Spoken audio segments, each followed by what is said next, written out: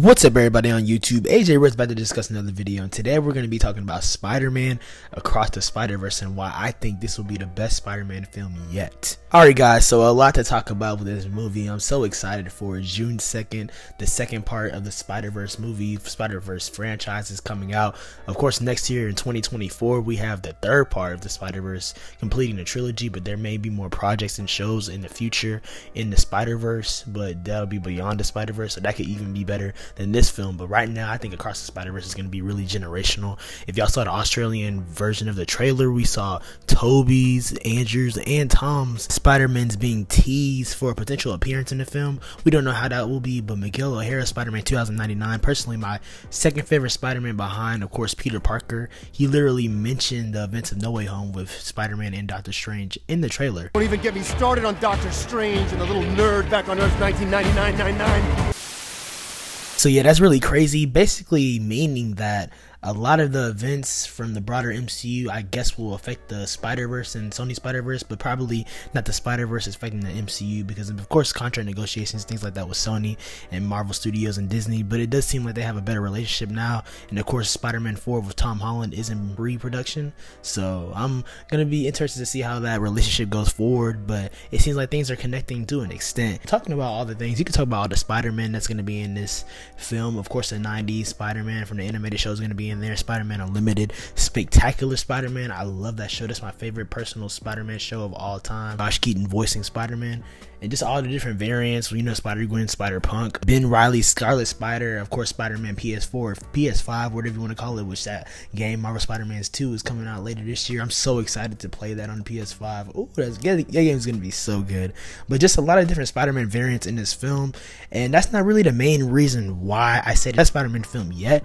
I really think it's because potentially Miguel O'Hara, Spider-Man 2099, is going to be the antagonist of this film, and we can just tell how much resentment he has for Miles. I mean, it really just seems like he does not rock with bro at all. Like, he is after him, and we see in the trailer that potentially Miles' dad could die, but it may seem like that Miles is not trying to let his dad die. Miles basically is trying to make his own decisions, and rightfully so to an extent.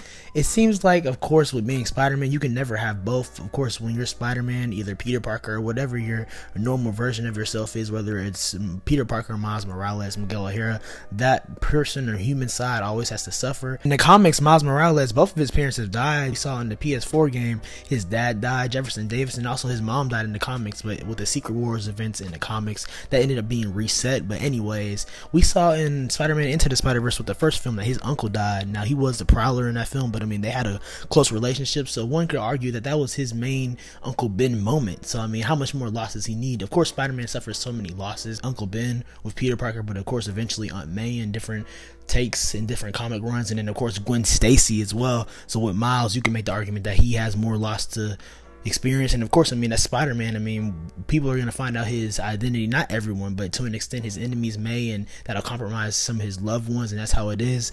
But at the same time, I mean, Miles can make the argument that why does he have to see some of his closest family members suffer when he already had one suffer, and Miguel is basically trying to make it seem like that he has to have more loss and endure loss like he has, because Miguel, it seems like in the film that he had a daughter at some point and that he ended up losing her, because we've seen that from some panels in the trailers, and it may seem like that he's trying to invoke that same type of pain in Miles, and he has to experience that to become a greater Spider-Man. So essentially, Miles isn't a part of the Spider Society that Miguel O'Hara basically created. I mean, we saw at the end of the Spider-Verse in the first post-credit scene that he was traveling with his AI Lila. That's basically like his AI from the comics in the 2099 comic run. So yeah, creating that little Spider Society device, which all of the different Spider-Man variants have except for Miles.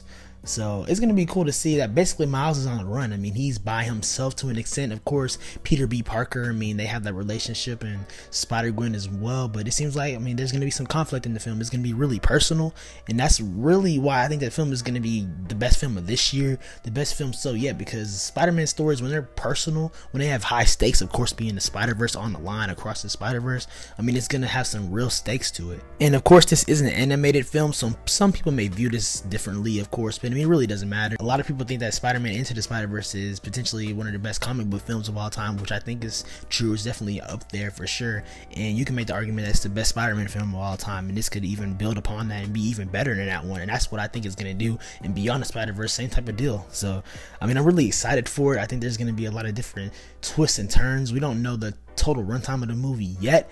I know I'm trying to see that multiple times because I saw Into the Spider-Verse in theaters 3 times, of course, have it on DVD, all things like that, all types of merch and apparel. So I think this film is really going to be generational, groundbreaking, spectacular. I mean, every single adjective word you could say for it. This film is going to be great for not only kids, of course, who enjoy Spider-Man, comic book characters, superheroes, and all those things, but also for us Spider-Man fans who are a little bit older, teenagers, 20-year-olds my age, who's seen the Tobey Maguire films, of course, Andrew Garfield and Tom Holland, and just seeing the MCU in general. I think the Spider-Verse is really the best thing for Sony right now, including the Insomniac games, Spider-Verse movies and Insomniac's games. I think those are the best 2 things for Sony right now because there's so many universe of Marvel characters, whatever you want to call it. I just really think it's a joke, honestly. Don't get me started on that, man. El Muerto movie, whatever it is with Bad Bunny, like, bro, it's so unnecessary. Why are we doing that?